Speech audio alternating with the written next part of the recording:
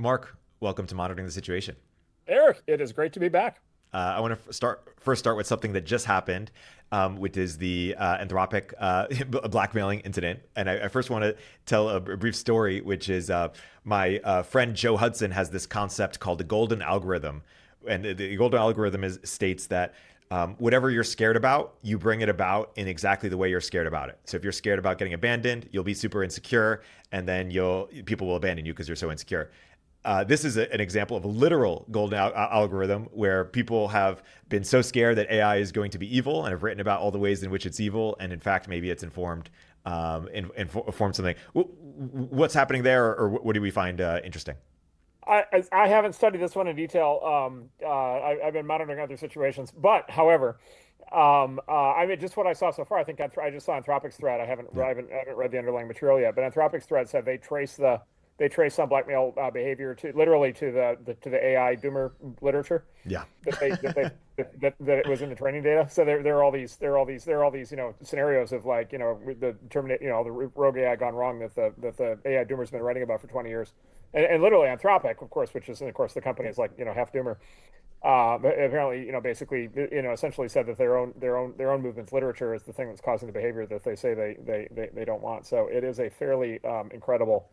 Yes, yes, it is. Yes. I mean, like, look, if you don't want to build the killer AI, step one would be don't build the AI. right.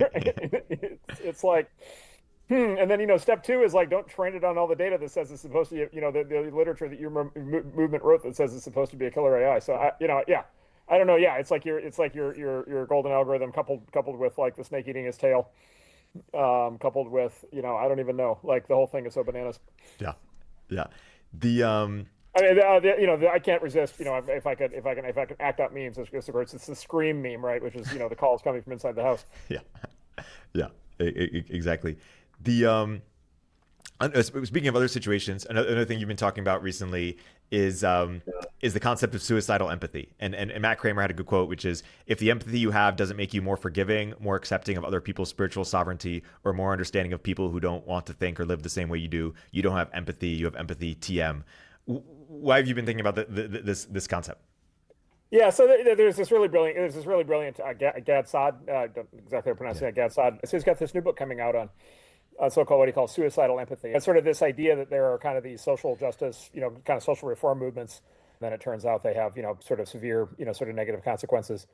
The great Thomas Sowell, has, basically spent 50 years writing books about this. It's just, all these like, crime policy reform, defund the police things, and then it causes these massive crime waves. And then, of course, low income and minority people get hit hardest by that. And, all these other crazy things. And so he says the characteristic of kind of that kind of social reform movement is characterized by what he calls suicidal empathy. And the idea being basically it's sort of driven by a pathological, take it backwards, a pathological form of empathy on the one hand, which is, it's sort of a deep desire to be nice, and empathetic, but coupled with like basically a sort of self-destructiveness, either a willingness to really cause damage to the people you claim to be speaking for, or by the way, to cause damage to yourself kind of in that process. The San Francisco version of this is like the quote harm reduction movement, that ended up basically handing out, free drug, paraphernalia, and, in some cases actually just free drugs to, people who were just literally dying in the street from drug addiction. Right. So you just look at it and you're like, well, yeah, they claim to be activists, they claim to be reformers, they claim to care about these people, and yet they're killing them or and then killing the city. And causing innocent people to get harmed. The problem with it is, and I think that the problem is the theory is sort of easily falsifiable, or maybe lets the reformers off the hook, which is they certainly don't show empathy to their enemies, right? And so if they're like all empathetic, you would think that they would be less aggro when it comes to destroying their ideological opponents, who they take great delight in trying to wreck. Number one, on the one hand, and then number two is they use the classic reformer move is to use these movements to gain power and status and money for themselves. And again, San Francisco is a case study of this, where you have all these nonprofits that wreak all this damage on the city, and yet basically get like lavishly funded, including, by the way, by the city government, by the state government. And so it's just like, okay, well, like, just like they're not, if you just like spend 2 seconds thinking about it, like they're neither empathetic nor are they suicidal, right? Rather quite the opposite. They're hateful and they're greedy. They're sort of self-aggrandizing, and gathering power and resources for themselves. And so I just think it lets the phenomenon off the hook. It's a little bit like, oh, Eric, what's your biggest flaw? Oh, I'm too nice. Yeah. Yeah, I care too much. Right, Yeah. exactly. It's like, don't bullshit. Like, I by the way, Eric, I don't know what your biggest flaw is. Like, it's definitely not that, because that's also definitely not my flaw. Like, I, Yeah. I guarantee I have other Yeah. things wrong with me that are like way more wrong than that. Yeah. And so yeah, I can't. I hit my limit on that topic. And maybe a crazy example of this, and I'm not sure if all the facts are out yet, but it was a situation a week ago, but it hasn't been covered, that much. The SPLC incident. Is it accurate that basically what was happening, or is it our understanding that basically the groups that they were sort of fighting the most, or thought were the biggest threats to sort of what they care about, also the same groups that they were secretly funding, unbeknownst to those groups? Or how do we make sense of what was actually happening there? And is that indicative of of something bigger happening? And it's funny because that happened the day after we had a conversation about astroturfing, and I was like, is it really happening to the degree that people are, or sort of conspiracies, are things like that really happening? And it's just funny that more and more seem to get uncovered. Yeah, and so I should start by saying the reason why this situation really matters, and actually I think matters a lot, is the SPLC specifically, and other groups like it as well, but the SPLC specifically played a dominant role in the debanking and censorship and cancellation programs of the last 15 years. And I cannot tell you how I was in so many meetings, in so many contexts, with so many companies, where the SPLC's word was gospel. Like, it was just like, oh, it's the SPLC. It was almost like they're the outsourced U.S. Department of, like, I don't know, racism detection or something. It's just like, if the SPLC says you're bad, you're bad.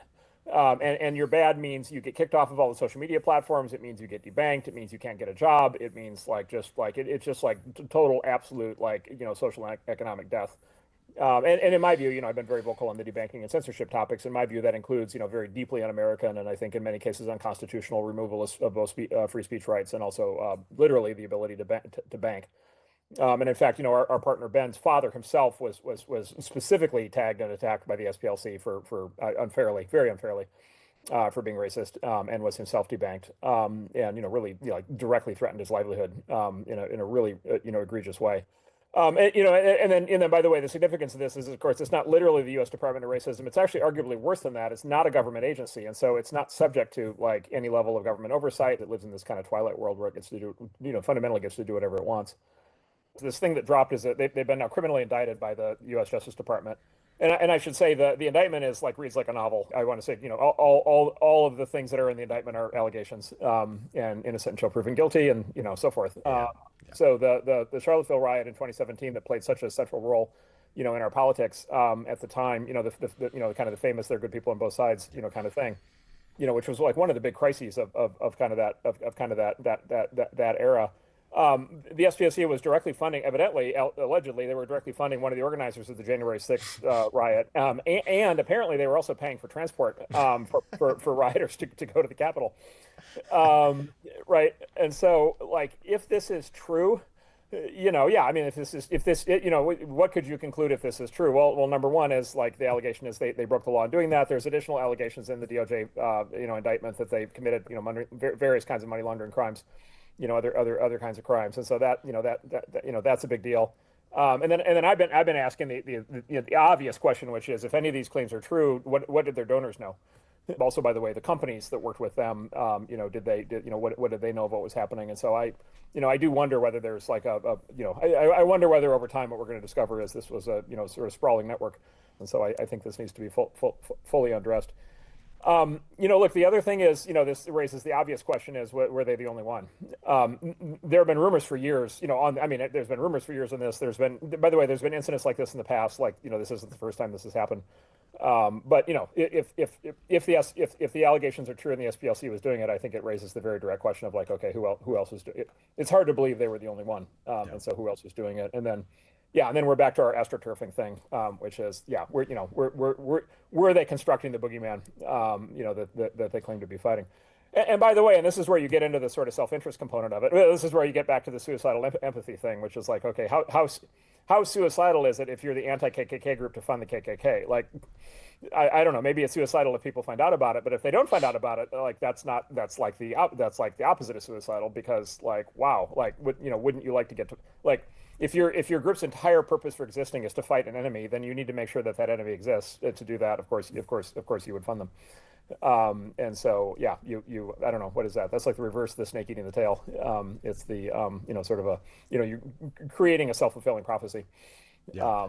And so, yeah, I mean, look, I mean, this all needs to be ventilated. I'm really fascinated to see like what the reality is underneath this, but by at the end of the day, and what this means about what we've all been told all these years about all these groups. It's funny. There was a Nathan Fielder sort of AI, video that looked so real, which is he's basically saying, "Hey, our business model is to fight racism. We need to fund more racism, and then we'll get more business." Yes, correct. Exactly. Yeah, and one of the things is the lucrative, and again, it's because they get cloaked in this kind of NGO lens. I mean, they've got, the amounts of money at play are not small. They're very, very low. So I don't know, the SPLC has something like an $800 million endowment, and it has an enormous budget. And by the way, people get paid a lot of money to do this work. And by the way, there's recurring scandals on that front also, which is, you get a lot of these kind of activist, kind of foundations and so forth, where when you look into it, it's like, some giant percentage of the, of their spending is going to, salaries and expenses for their employees. And again, they kind of they cloak it in, they cloak it in virtue. And then you kind of look underneath and you're like, wow, like this is amazing. Like, and by the way, like, I don't know, it's America. Maybe they should be allowed to do all this, but like, maybe we should not get lied to in the process. And maybe all this should not get then dressed up to make us feel like, our whole society is rotten and immoral. And that deplatforming and censorship and debanking are good ideas. There's also this other statement of, hey, humans will differentiate among taste and agency, but it seems like AI can do that too. There's also the statement of, hey, it won't replace a lot of the jobs because a lot of jobs are make work anyways. You had this tweet the other day of, hey, I've been saying companies have been 2 to 4x bloated for a long time, and people have just been unwilling to deal with it or look that in the face. The responses for the most part have not been, "You're wrong." The responses have been, "Oh no, the company I used to work at is like 8x bloated." Yeah, too generous.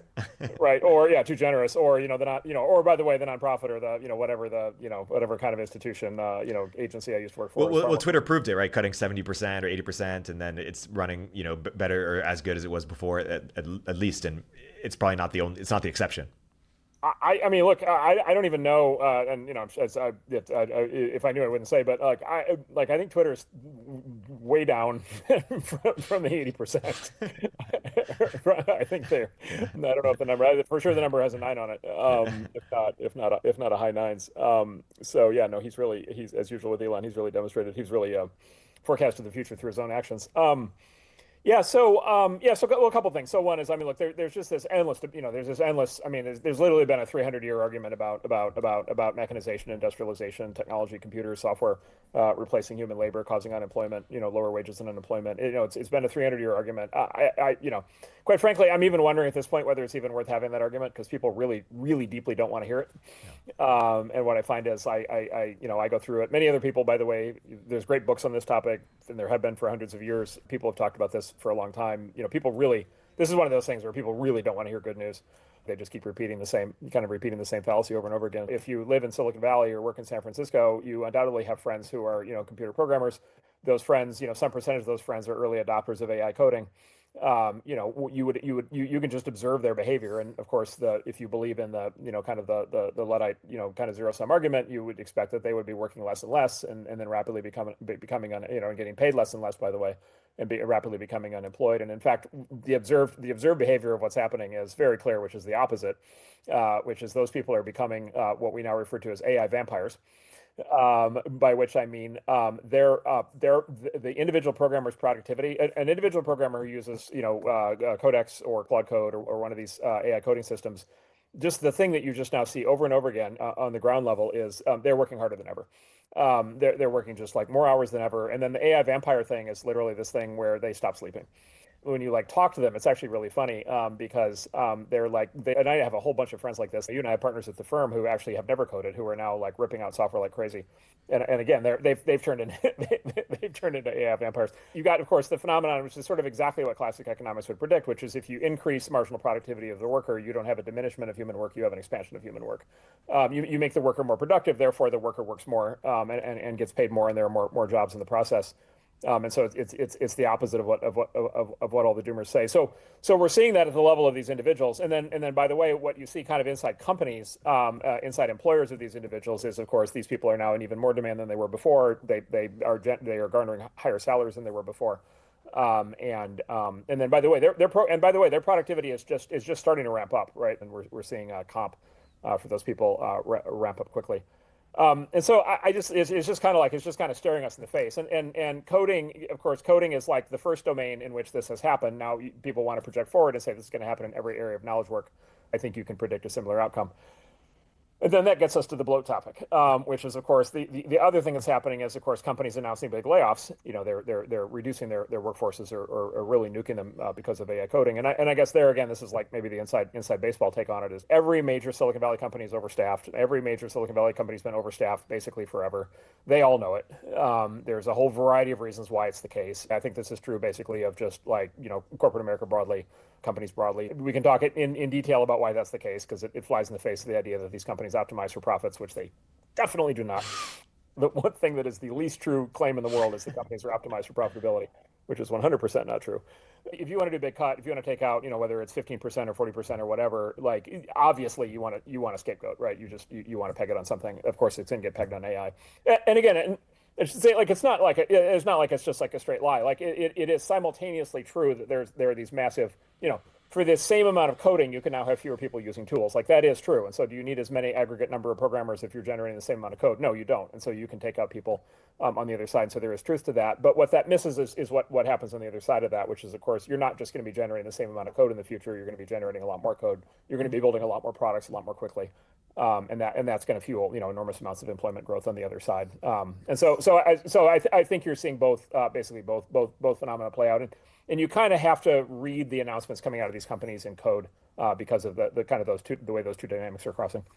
Yoni Reckman, he said there's possibility the only jobs in tech companies are going to be 1, product engineer / vibe coder / slop cannon, 2, infra security systems, 3, the adults in the room, like legal and finance, and then 4, hot people / personality hires. And basically the idea is that you had these separate jobs in the past of programmer, product manager, and designer. And I've been describing what's happening in the Valley companies as sort of this three-way Mexican standoff where the programmers think that they don't need the product managers and the designers anymore because they can have AI do that. And then each of the other two doesn't think they need the other two either. I've been predicting is like they're all correct. The idea is the job's changed. And so now the job is builder. You're super empowered by the AI that can help fill in all the things that are not directly in your background. You can also see all of this playing out in the American economy broadly. There's this kind of doomer narrative, or there has been for a long time, that like the American middle class is falling apart, and the sort of presumption of that is that all the middle class people are kind of falling off the ledge and becoming lower class. There is at least as much or more of the other phenomenon, which is people in the middle class climbing the ladder into the upper middle class, rapidly gaining wealth and income. That is a consequence of actual economic development, technological change, job transformation actually being allowed to happen. God willing, like we're entering a golden age on this topic, which is AI is going to be a superpower that everybody in the country and everybody on the planet is going to have access to.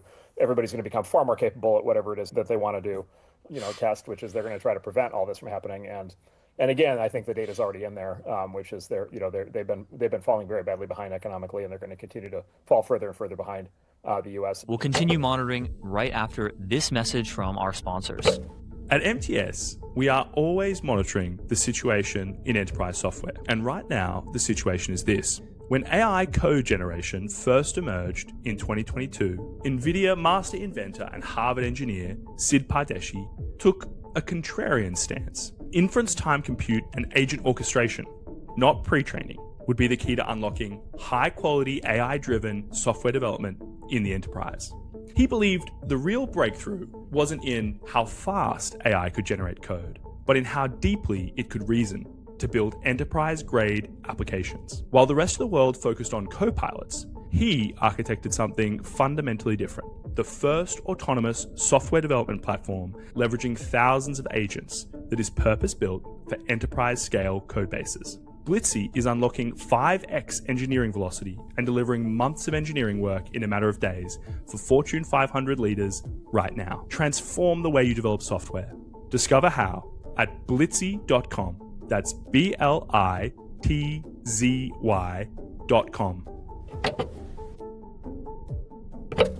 This episode is brought to you by Macroscope. The last time I went to San Francisco, I found that I couldn't go anywhere, even to the coffee shop, without hearing some founder talk about how they're shipping faster than ever. What they're not saying is that nobody on the team actually knows what got shipped, who shipped it, or whether it's about to break something in production.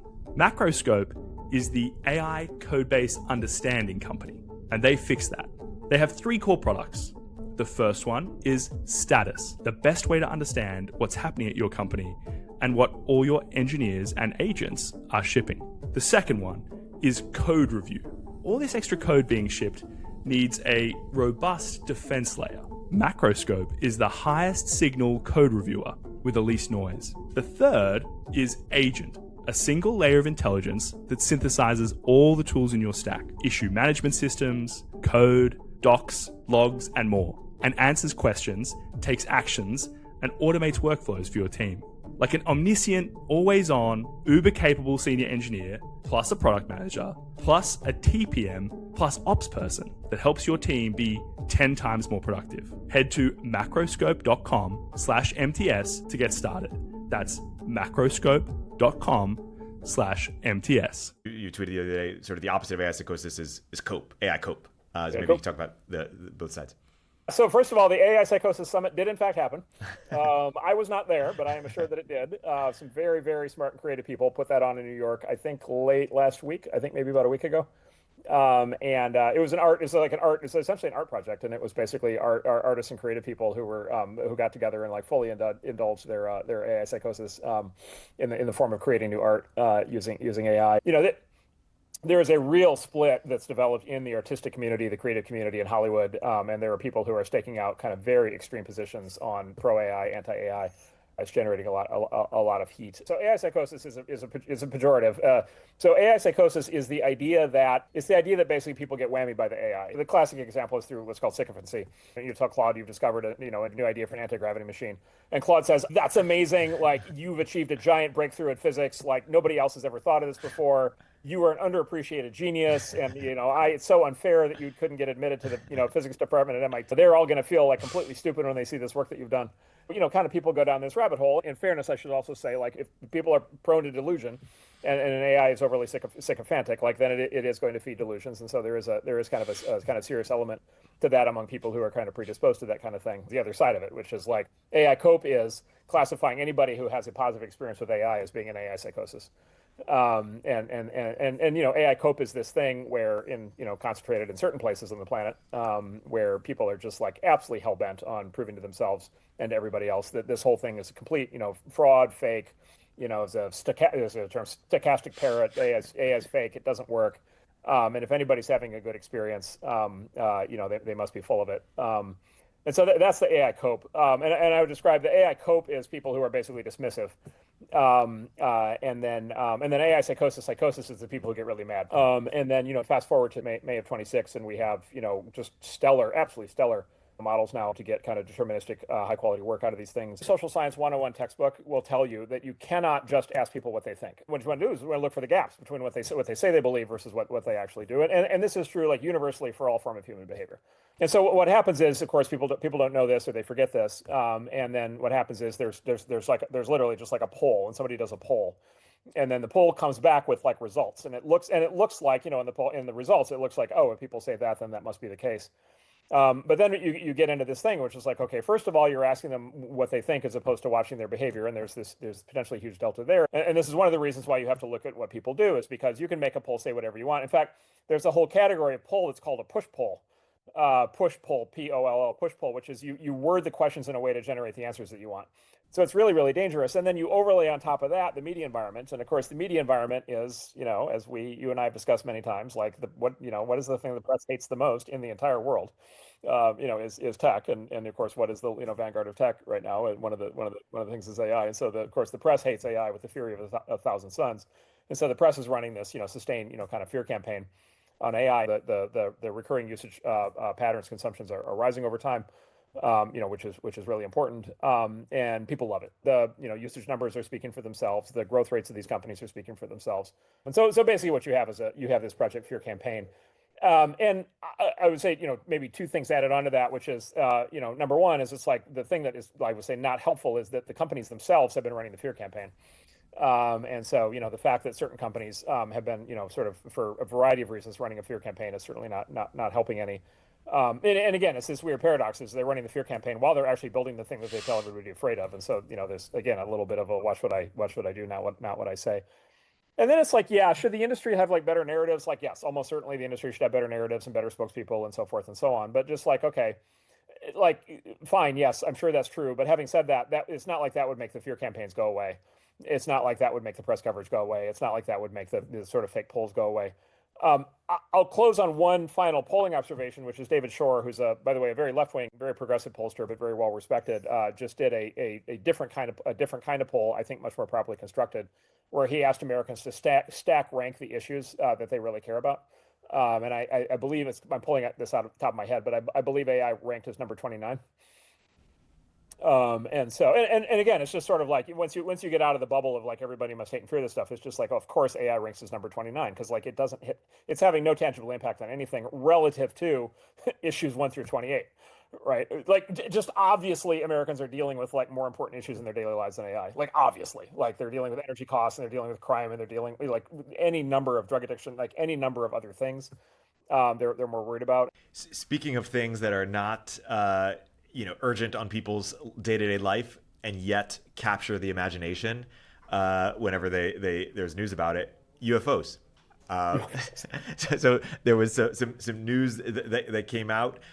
We haven't spent a ton of time talking about this topic, so I'm curious for your general, how have you kind of perceived this topic when there's been news out about it over the years? I want to live in the world in which this is a real possibility. I was in AI psychosis the other night, and I was talking to one of the bots, and I was like, all right, how many galaxies are there in the universe again? And I don't know if you've like looked that up recently, but the number keeps growing. Like, how many Earth-like planets are there in the world in which a human being could like step out of a spaceship and breathe and be fine? It's a staggering. I mean, it's an almost uncountable number of Earth-like planets just in the statistics. Logically, like that makes sense. And then I would love to live in a world in which they figure out a way to, at some point get here in a peaceful way. The problem with this space is, generally as you get close to the details, the examples tend to fall apart. The classic examples like the UFO, like what appears to be like a U.S. military aircraft or something will have a camera imagery that looks like it's tracking a rapidly moving and weirdly maneuvering object. And it's just, you get close enough to that and look at the details and it's, it's like parallax, optical illusion. Friends have said something to the effect of, hey, it's unclear what's actually happening, but what is clear is the government or at certain times has hid certain materials. Why would they do that if there's nothing to really worry about? Two things are pretty clear at this point. I think one is that, there have been classified, when stealth fighters and bombers were being developed, that whole program was like incredibly highly classified. And so if they were going to do test flights on something like that, they were going to have to like do anything they could to prevent people from realizing what was actually happening. Let's say you're a highly capable military intelligence officer whose job is to make sure that the stealth flight, doesn't become, recognized for what it is, because it would, that would be very bad for national security. Then you'd much rather have, basically a UFO cult kind of get built up around it, where people get all, kind of crazed and freaked out about UFOs. By the way, for two reasons. One is to give people a story to believe that's not that you have some new breakthrough military technology, but the other thing is and this is actually maybe the serious observation. If you can the argument would be, I think, if you could build up a UFO cult around something, then you make any investigation into that topic something that people feel like they can't do, right? And my understanding is, by the way, this was true for a long time, even in the U.S. military, which is if a U.S. Air Force pilot, or a commercial airline pilot, by the way, thought that they had seen something weird, I think for a long time a lot of pilots didn't want to report what they had seen because they didn't want to be viewed that they were like UFO nuts. Maybe the smart thing you could say is in the new media environment, this is yet another example of like these old walls just collapse. The Overton window just disintegrates. And so of course, the new media environment is extremely conducive to the spread of every UFO theory in the world. Of course, it's also extremely conducive to the spread of propaganda campaigns. If you wanted to, like I said, if you wanted to hide real information by spreading propaganda, and then of course, the pressure builds, very much along the lines of the Epstein thing, right? The pressure builds and builds and builds and builds until it's at some point you get somebody in the White House who's just like, all right, screw it. Like, we're going to rip the Band-Aid off and find out what's actually going on. We'll close on a last couple of questions from the chat. One is, advice for young graduates. If you were in college today, you of course were at the forefront of the internet revolution at the University of Illinois. What would you be studying, or would you even be in college today in 2026? What advice might you have for college students, sort of trying to make sense of how to prepare for what's to come? Yeah, so it's basically gain AI superpowers. I think it's actually, very straightforward. You have the enormous stroke of luck that you have arrived at the moment in which there is this new capability for augmenting, human ability on 1,000 fronts at the same time. That's just dropped into our laps, and it's going to get much better from here. Enormous numbers of people who are supposedly older and wiser than you are going to dig in their heels, and they're going to be mad about it, and they're going to fight it, and they're going to not want to do it. And you are going to have the opportunity to have this be something that is absolutely key to your skill set. And key to everything that you can accomplish as a professional or as a creative, for the next 50 years. Walk into every job interview with here's my whatever portfolio, resume, whatever. Here is how I use this technology. Here are the capabilities that I'm bringing, to the table. Douglas Adams, the great science fiction novelist, something he said like 30 years ago. He said there's a repeating pattern of how new technology is received by the different age cohorts in society. He said if you are when a new technology arrives, whatever it is, in this case AI. He said, if you're below the age of 15, he said, this is just how the world's always worked. It's just obvious. And if you're between the ages of 15 to 35, this is cool and nifty, and you can probably get a career using it. And then if you're above the age of 35, this is unholy and against everything that society stands for and should absolutely be destroyed. There's this narrative right now. Part of the doomer narrative is the new generation is screwed because companies are never going to hire junior employees again because those are the most easily replaced by AI. And so companies are only ever going to have senior people. And I believe the opposite is true. I think 100%. You want the AI native kids. The AI native kids are going to outperform their older Luddite peers gigantically, titanically. Now their older peers who are not Luddites are also going to do great. People talk about the educational divide, but there's also a generational divide in terms of boomers being just much more sort of confident in their sort of truth, and younger people being more sort of post-truth, relativistic, more pluralist. And I thought that was a really interesting sort of epistemological divide. Last question from the chat, we'll get you out of here. What is your secret to monitoring so many situations? Well, of course, being plugged into the MTS fire hose. I long ago plugged the back of my skull. I wirejacked into social media, continuous X feed, my continuous Substack feed, my continuous YouTube feed, trying to read enough old books to try to have some counterbalance to the daily fire hose. Yeah. Awesome. Marc, thank you so much for coming on another great episode at MTS. See you soon. We'll continue monitoring right after this message from our sponsors. This episode is brought to you by Merge, the connective layer for production AI. Look, I DoorDash Chipotle probably more than I should. And the thing I've come to appreciate is that I never think about what's happening behind the scenes. I tap a few buttons and a burrito shows up. That's the bar. That's exactly the problem with building AI agents right now. The hardest part isn't the agent itself, it's everything around it. Connecting to the tools your team and customers rely on, letting agents take action with the right permissions, and keeping everything reliable and cost efficient once you're in production. Merge handles all of that for you. It connects agents to thousands of tools, handles permissions and LLM routing, and lets teams move faster without building it all themselves. OpenAI, Dropbox, and Ramp use Merge to move fast and build AI right. Visit merge.dev/MTS to start building for free. Welcome to another edition of Monetary Matters Live. We are on the MTS network. I'm Jack Farley, joined by Max Wiethe. We're going to be joined by Steve Ho of Bloomberg in just a second. Max, how's it going? It's going pretty well. I'm missing you today. You're out in California. Max, what have I missed in the markets?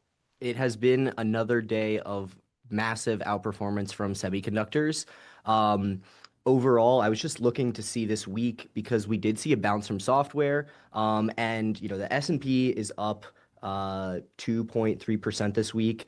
IGV, the software ETF, is up about 5.2%, and over 11%. I know that some of the job growth we have seen has been almost exclusively in healthcare. Like if you dig deeper into the jobs numbers, it hasn't been job growth all across the economy. It's really been driven by the healthcare sector.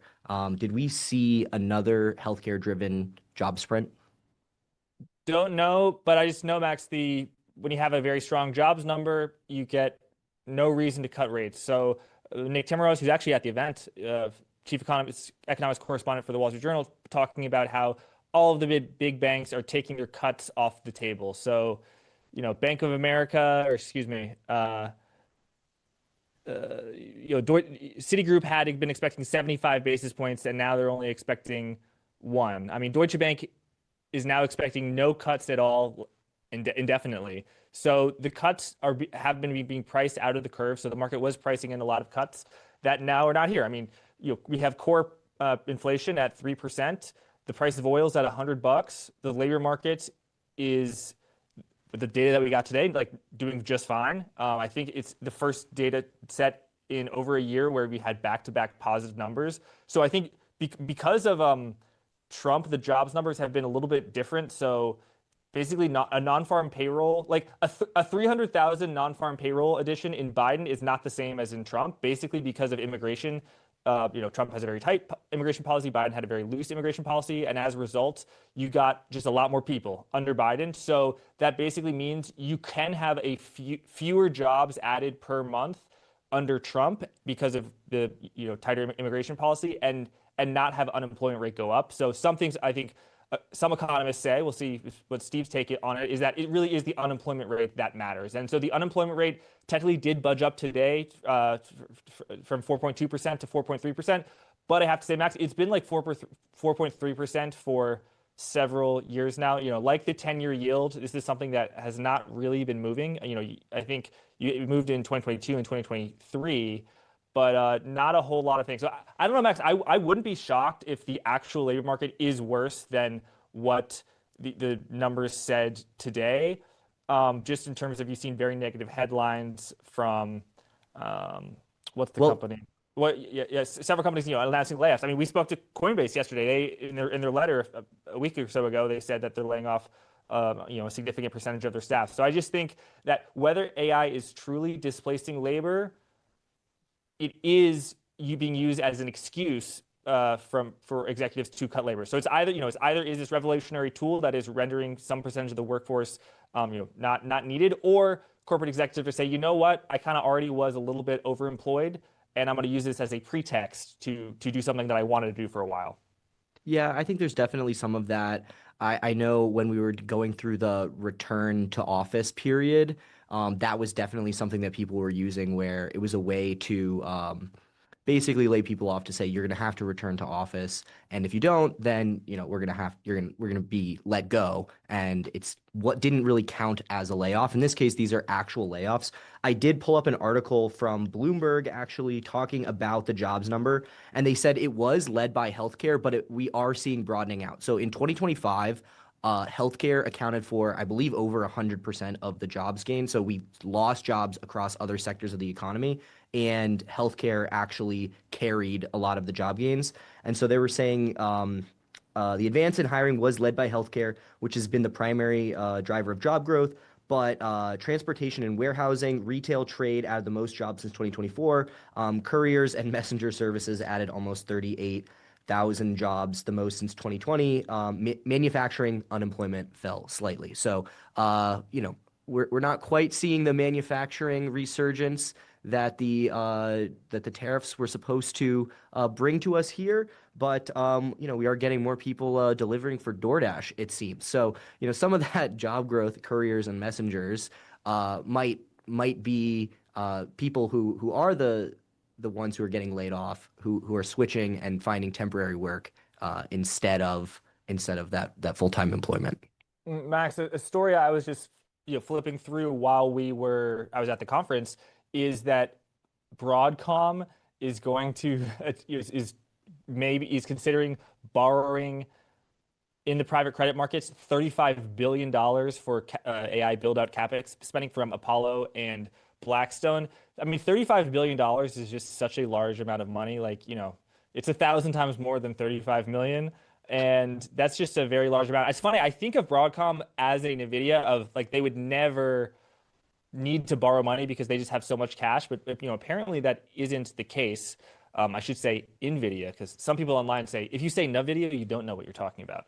But I'm a little doubtful. Maybe you and I have been a little too pie in the sky, a little bit too much taken up by this bull market. Like, maybe we do have to point out that yes, there is a lot of underlying credit and basically debt that is contributing to this. I mean, CoreWeave reported yesterday, and their earnings grew a lot, and technically above expectations. But even Jim Cramer, who has interviewed the CEO and I believe likes him, said the revenue isn't up enough. So I know a lot of smart people are CoreWeave doubters, and I'm not going to say that they're wrong. Interestingly, yep. And I also want to say, Max, just holding myself to account, I did say, like, why should people own AMD? Just own NVIDIA. NVIDIA is cheaper, and it is just a better company, higher margins, growing faster. It's like, there's no reason to own AMD. I said that, I think, the day before AMD was up like 15% or something. But I do say, when it comes, so I own the best in breed when it comes to, what's it called? GPUs. NVIDIA over AMD, but when it comes to actual like ASICs, custom chips with that these firms that design them for other things, I actually am a big holder of the second best in breed. So I own Marvell, which is like the AMD for custom ASICs. In terms of that, it's number 2. So I'm not following my own advice.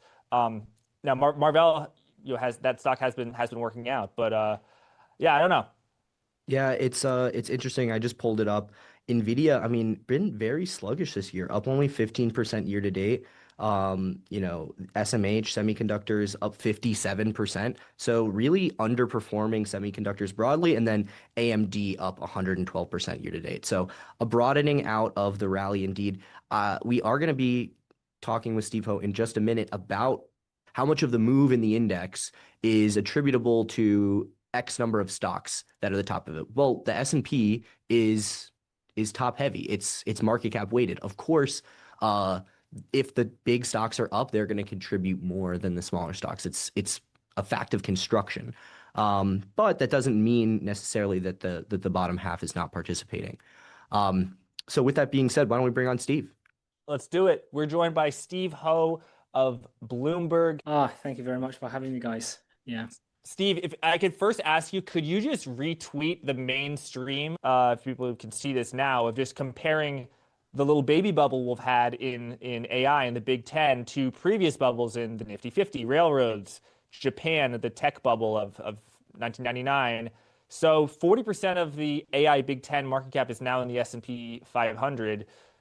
Do you think it keeps on going on? Your thoughts?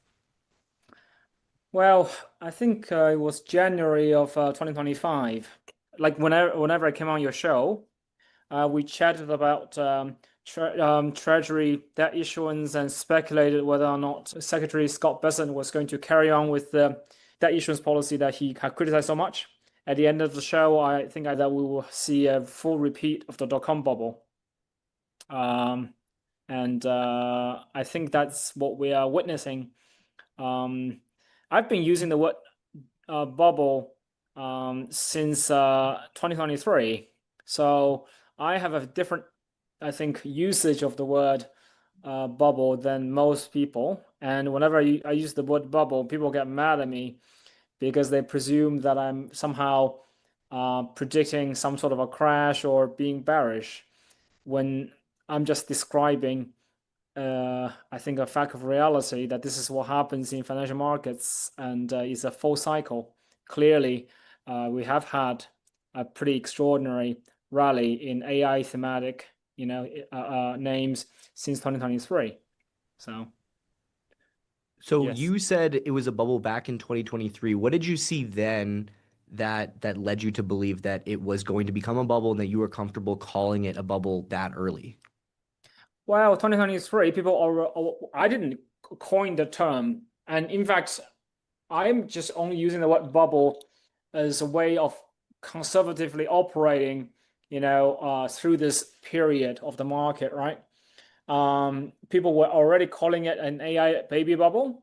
I think it was very clear to everybody right away that AI as a piece of technology had the capacity to take on something as historically significant as the internet dot-com bubble build out, right? So, the most important thing about something like this is that everyone came to that consensus fairly quickly that this is a vehicle that's sufficiently wide, broad, of sufficient economic significance to take on something of that size. So that's what I thought back in 2023, that I thought this had a potential of becoming the biggest financial asset bubble in human history. And I think we are witnessing it. and we may not be even close to being done. So what is the biggest bubble in financial history, and how far away are we from reaching that level? I honestly, I'm not a financial historian. I cannot tell you. You see a few of them listed here.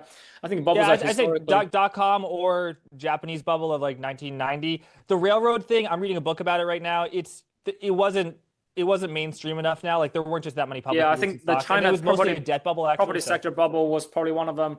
Yeah. I don't know if we want to be necessarily dwelling so heavily on the word bubble. Back in 1993, when I saw the word baby bubble, all I saw was the word baby, and everyone else got hung up on the word bubble. When I see the word baby, I run towards it. Yeah, that's a George Soros quote. Yeah, when I see a bubble, the first thing I do is buy. And I think, I grow up on that babies. Yes, maybe should say I wish there weren't bubbles, but it's just a reality that bubbles form when the underlying conditions are very good. So I think almost every bubble, I'd say the majority of bubbles coalesce over something that's real. Earnings grow 30%, and earnings are growing 30% a year in a certain industry. And then the stocks are going up only 15%, and it's a good buying opportunity. Then the stocks are going up as much as the earnings. Okay, that's kind of rational. But then like when the stocks are doubling every year and the stocks are doubling every year and the earnings are only going up 30%, that is when things get a little over their skis. And then when debt gets involved, then the cash flow doesn't materialize to pay it back. Then the cycle goes in the other way. And I also think like just in the public markets, and honestly private too, when you get a double benefit on the way up because earnings go up a ton and then the multiple goes up as well. But then when the boom turns into a bust, that happens in reverse. The earnings are going well, and this year we've seen actually over the last, I think, few months since last October, in memory, in storage, in chip manufacturing, all the various random things that go into the construction of the data center. That tells you that this market has extraordinary breadth. So it all comes down to whether or not how you think about the ROI of these investments, right? If these are good investments, they will eventually pay for themselves. If they are bad investments, we have seen bad investments also happening at the national scale. China, made a huge investment into the property sector and infrastructure across the country, and now is seeing, I think, the consequences of those bad investments. But I think that is true if memory prices stay where they are. Of course, that's I think some smart investors have told me this rule that with commodities like cyclical companies, you can't really look at the PE ratio the same way you do with ordinary companies, right? Yep. They're sometimes the most expensive when the PE ratio is the lowest because they're actually over-earning because their earnings are highly cyclical. And they can actually tend to be the cheapest when they're just about, unprofitable, because that's when the cycle, begins. So I think can be quite misleading to be looking at or to be comparing the PE ratio of SK Hynix. Now, you have to judge that against the backdrop that we are certainly in some sort of a super cycle, to the extent such a concept exists for memory, and demand seems to be outstripping supply as far as I can see, and we can actually be in this environment for a long time. Right, and yeah, we got a story from Reuters here. I mean, this is ridiculous that tech companies are going to SK Hynix, this Korean memory chip maker, and they're saying, hey, we'll do the CapEx for you. We'll just basically give you money so you can build more memory chips so we can buy them for it. Like I don't think in the history of business I've ever really seen something like this. Steve, I want to give credit to you because you have you did a lot of work on not even pricing power, but there's some sort of fundamental momentum using quantitative signals to identify turnaround. I remember that when we did our interview in late December, you identified, you said my index had picked up a few of these stocks like SanDisk and Western Digital. So you picked stocks that are up like the most this year. So I want to know, so clearly, you and your index can do that, but what about getting out? Is your system as good about identifying when the inflection has stopped and actually is going to inflect downwards? I mean, as far as the index is concerned, thank you for giving it a plug. it is mechanical, right? I look at improvements and I pick up a stock that is money losing, but has been making steady improvements over the trailing 4 quarters and forward estimate 1 quarter. I include it and I keep it for as long as it continues to show strong and steady improvement, while it's in the index or in the portfolio. The thing is, with any company, no matter how great it is, as it inflects, it improves, it stops making those steady, strong improvements. Eventually, the fundamental momentum starts drying out so that you start seeing unevenness. You can have a couple of quarters that is not necessarily strictly moving up with momentum, in which case it automatically rotates out. So what's inflecting right now? Yeah. Yes, I should probably look it up before. We are seeing some software inflecting. The thing is, software has actually been giving this index a bit of a heartache this past few months, because the fundamentals actually are inflecting for some of these software companies. In fact, it recently picked up CrowdStrike and Cloudflare, among others. I think some of those names in this category. Basically, it is looking at fundamentals alone, right? So it's going to be blind towards something like a AI shock or some sort of a shock that affects companies that is not reflected in the fundamentals. Because you look at a lot of these software companies, you actually don't see the AI impact in their actual earnings, right? Whether it's realized or even forward estimated, but there is a certain assumption made about terminal value, and that is actually punishing the stock price. But yeah, those are some of the things. We'll continue monitoring right after this message from our sponsors. At every founder dinner in SF, everyone's talking about models and data. Nobody's talking about the real bottleneck in AI adoption. It's the connective tissue, the layer between your models, agents, APIs, and context. Kong gives you the platform to power and govern that connectivity. The control tower that governs your traffic, cuts your costs, and sets guardrails for agent-to-agent interactions. Without it, you're not monitoring the situation. The situation is monitoring you. The infra decisions you make in the next 12 months decide whether you're shipping in the agentic era or posting through it from the sidelines. Because when AI traffic scales 100x, the companies without proper connectivity and governance don't just slow down, they can't function at all. Kong manages all of your AI traffic in motion, giving you the full picture regardless of traffic type, and adding a governance layer regardless of model, agent, or architecture. Fortune 500s run on it, AI native startups ship on it. If you're serious about AI, visit konghq.com. You're in back-to-back meetings all day. You're trying to monitor the situation. You're nodding like you're following along. But somewhere in the back of your head, a little voice is screaming, what was the action item? Did I agree to something? Whose dog was that on the call? That's where Granola comes in. Granola is an AI-powered notepad for meetings. You jot down whatever messy notes you take anyway, and in the background, Granola is quietly turning it all into something a real adult would write. No bots crashing your calls, no distractions, just a clean little notepad that does the heavy lifting so you can focus. During or after the call, you can actually chat with your notes. Ask Granola to pull out action items, help you negotiate your next raise, draft a follow-up email, or coach you through a tough conversation using recipes from Matt Wachari, Lenny Rachitsky, and others. It's the same tech we use to make our podcast notes. Try it once and going back to your old system feels deranged. Head to granola.ai/MTS and get 3 months free with the code granola.ai/MTS. That's granola.ai/MTS. Hey guys, this is Julius and Max, the Peptide Bros. We're talking a bit about superpower, the insane stuff Max and the team are doing at superpower, the zeitgeist shift we're seeing in San Francisco around peptides, the opportunities for individual health improvement, and hopefully, have a good chat. Max, how you doing, man? Good, man. The most common question I get is what are actually peptides?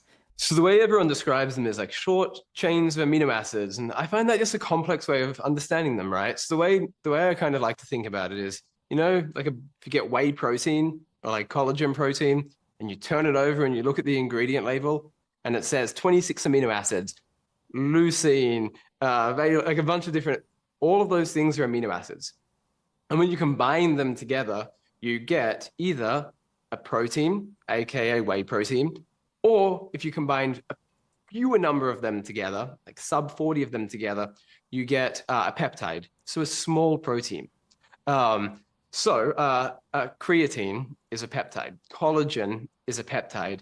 Insulin is a peptide. GLP-1s made peptides mainstream. Ozempic is a peptide, for example. And now we're seeing, just as GLP-1s are this potential miracle drug for weight loss, we have potential miracle drugs for all sorts of other things. The other way I like to think about peptides is at the level of understanding the human body.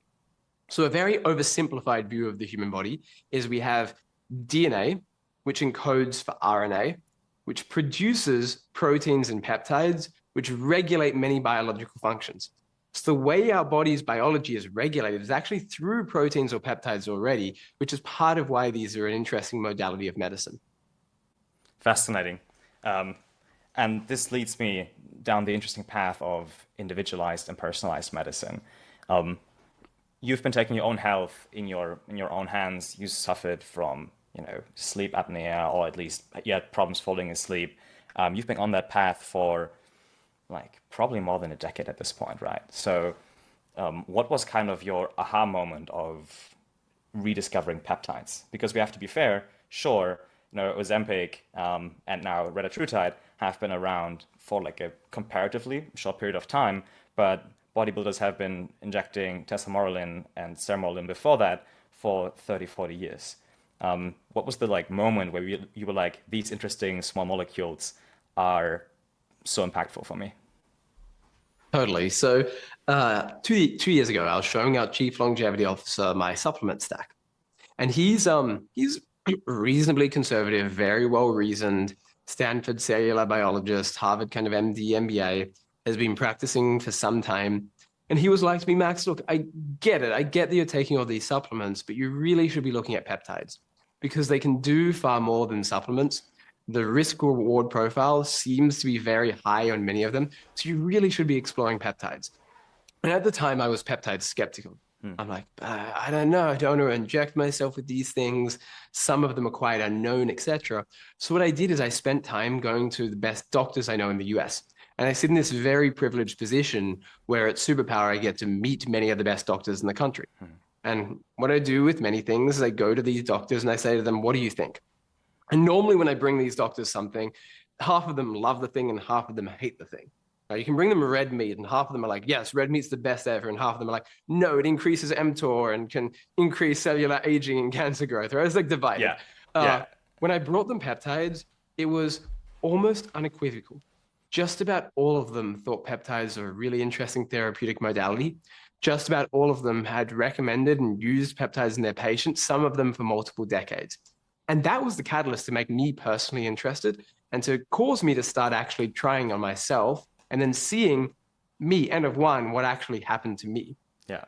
And so you've started with, or you're a big fan of thymosin alpha-1 because you've had several infections or almost infections, and you basically use that to boost your immune system. I give it the short-term boost just necessary to combat that sort of upcoming illness, right?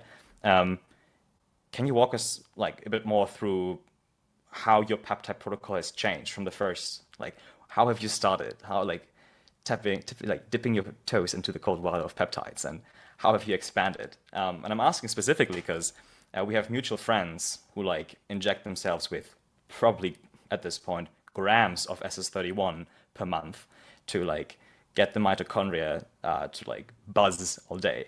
But I think you're a bit more on the conservative side. You're not overstretching anything. Totally. Yeah. So I've tried many peptides. Day to day, I take one peptide and then I take 3 to 4 others as needed. So day to day, the one I take is once every 2 weeks, I'll microdose a GLP-1. And I find that improves overall quality of life. I don't have food noise. I don't have to think about whether and when to eat. I don't have to think about dieting. I don't have to use self-discipline. I'm more focused. I'm not getting hungry during the day. Yeah. I feel less inflamed. I have higher energy because my insulin sensitivity is better. There are other peptides I'll take as needed. So I'll take thymosin alpha-1 as needed. And ever since taking it, I've never been sick, which is crazy. I used to get sick 4 times a year. Probably the other ones that I'll take reasonably often are epitalon and pineolon. These are bioregulators. They're very small peptides, a chain of, 5 or so amino acids, which improve sleep. So for me, epitalon is one of the most effective things I've tried to increase deep sleep in particular. Yeah, fascinating. There are a couple of things that you've touched upon, and I kind of want to go deeper on all of them. So let's go step by step. On your microdose of retatrutide, assuming it's retatrutide, you've also posted about tirzepatide potentially being the actual winning fallback option for people long term, in the sense that they realize, hey, I actually don't want the price point or side effects of retatrutide. Have you experienced any adjustment to that microdose, or are you doing things to combat it? So the trick that works for me to not have to always be going up in dose is to, rather than dose every week, dose every second week. And I found that doing this means that I can maintain a dose of around 1 milligram of Reta compared to 12 milligrams, which is the clinical study dose. Sometimes I might go off it for 3 weeks as well. I noticed that by the end of that 3-week period, I'm getting quite hungry again, but it saves me from constantly having to go up in dose. So that's what I found works for me. Different for different people, but I'm very pro people being empowered with information and access, and then seeing what works for them, because everyone's biology is different, and different people need different things. For sure. And it's got to be more interesting the moment we get to privately, personally, or even more cheaply sequence our genome, right? You've probably seen that post by this gentleman from the UK who sequenced his genome. I think like it's a 16x sequencing for like 15 grand, is now actually coming to the US. Glucagon receptors, right? And see if they're like structured differently. I don't know, but it's going to be very interesting. And I think you've posted recently about like the like Moore's law, or how genome sequencing is actually getting cheaper even more quickly than Moore's law. So that's going to be really fascinating to see. Also talking about zeitgeist a bit, and the retatrutide zeitgeist.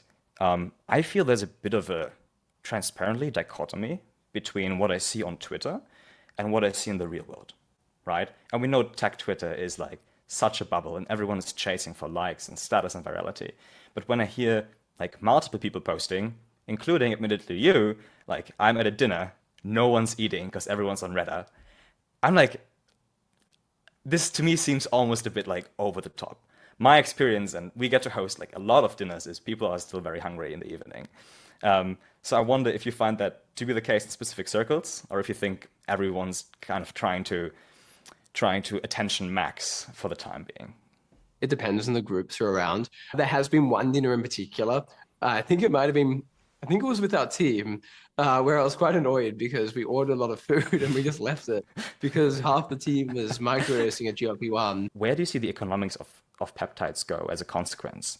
Is it going to be like a compounding pharmacy, price race to the bottom? Is there going to be alpha in brand and in trust? On the patents front, you can patent the peptide, but you need to change the peptide. So you can patent BPC, but to patent BPC, you need to modify BPC. And then you need to spend $500 million going through phase 1, 2, 3. On something that works already, right? On something that already works, and people are going to continue selling. Yeah. Right? So it's like, sure. All the pharma bros like, yeah, you can modify it and patent it. I'm like, yeah, you can spend $500 million doing something that people are already doing. So it actually doesn't economically work for many of these things. And I think that means we need to do what the FDA has done, which is what they did with hormones as well, which is you legalize them for compounding and prescribing, and you therefore allow data to be gathered and submitted to the FDA without requiring a clinical study.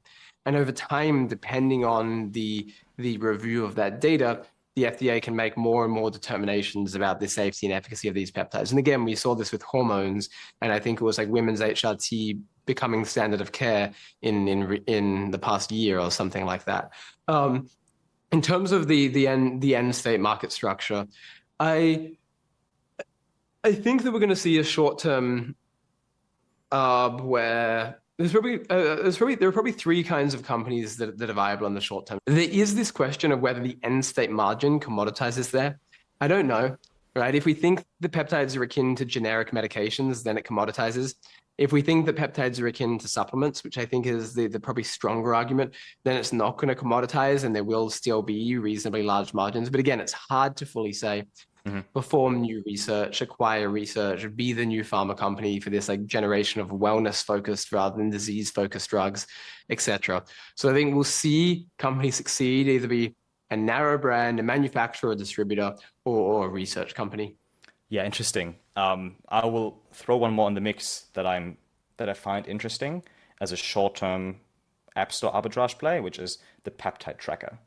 Right, you might have seen those similarly to I don't think there's real market size there. I think these things will gain reasonable awareness. I think they'll get reasonably rapid app downloads. I think there's very little. I don't think they're that valuable. I think people will build their own with AI and just use AI. I don't think they'll have retention. I think there'll be so many of them. So I'm not actually sold that's a good business. No, I agree. So that was my caveat, right? Like you can maybe scale that to like, I don't know, 50,000 MRR or something for now, and then in 12 months you're like, or 6 months you're like nuked. So yeah, not a sustainable play. On the research front, did you see those grants that are coming out, like $100,000 in research for like novel peptide therapeutics and so on? I think it's quite interesting to see. I don't know what you can do with $100,000, but well, true. It's a start, right? I mean, most peptide researchers are, by nature of how peptides were developed and discovered, from Asia, right, like Russia or China. But I just read that the Swenson lab in Stanford actually found a naturally occurring molecule in the body that functions similarly to Ozempic. It's called BRP, works very well in mice. And I was just like so pleased to see that like people at like American universities are publishing data on this.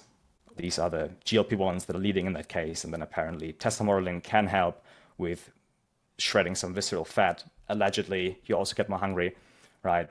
And for me, like as a visual thinker, I think this could be really helpful, and maybe for others too, to see what's going on. 100%. There's a viral tweet in the making. Yeah, I hope so. And if you or anyone on the stream has ideas for how to make this even better, or what you want to see to get clarity around the world of peptides, maybe just comment or shoot us a DM. Awesome, Max. What do you think are topics that people in the peptide space should talk more about? I think that peptide discovery is going to be very interesting. So it'd be interesting to see more companies doing work around peptide discovery. What else is interesting? I don't know. Peptide delivery. Injections are quite cumbersome, and I think we're going to see simpler ways of delivering peptides. And then just general peptide research. I think we need more clinical literacy around these things, right? Like peptides are where, I remember in 2014, I brought a gut microbiome test to my doctor, and he's like, this is pseudoscience. I remember it very distinctly. So I'm like, no, it's not. Watch. Just you wait. And that's how I feel about peptides today. People are like to me, Max, this is pseudoscience. And I'm just like, watch. Just you wait. Yeah, interesting. Similarly with like Clotho or other gene therapies, right? That might be the next frontier. Max, this was so much fun. We should do this more. MTS is an ex-native live streaming news and interview show covering technology, business, politics, and culture as it happens. Catch us every weekday live on X, YouTube, or wherever you get your podcasts.